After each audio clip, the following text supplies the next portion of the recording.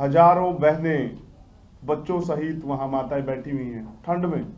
हम गर्म कपड़े पहन रहे हैं, मैंने जैकेट पहनी हुई, आप लोगों ने भी स्वेटर पहने हुए, लेकिन वो ठंड में बैठी है अपने बच्चों को लेके, तकलीफ में, खुशी से नहीं। और हमारे देश के प्राइम मिनिस्टर को दिल्ली में बैठे उनकी आवाज नहीं सुनाई दे रही। मैं तड़प रहा हूं कि गांव में जो हमारे लोग रहते हैं वहां उनकी तकलीफ कैसे प्रधानमंत्री तक जाती होगी, जब दिल्ली में बैठी शाहीन बाग की लाखों महिलाओं की, भाइयों की आवाज उन तक नहीं जा रही। मन की बात करते हैं ना, कभी मन की बात कीजिए ना। वो कहते हैं कि जैसे लिखा गया कि सभी का खून शामिल है इस देश की मिट्टी में, किसी के बाप का हिंदुस्तान थोड़ा ही।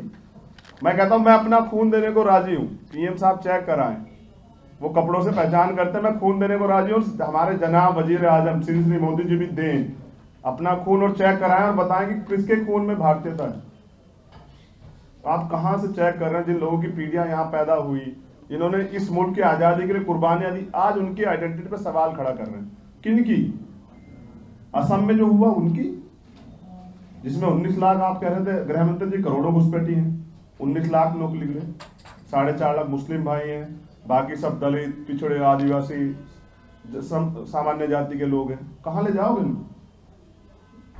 मुझे सीए से ऐतराज नहीं है आपके, लेकिन सीए को भी अगर आप आधार, धर्म के आधार बनाओगे तो संविधान का हनन हो रहा है ना, आर्टिकल 14-15 का। तो इसलिए हम लोग लड़ रहे हैं।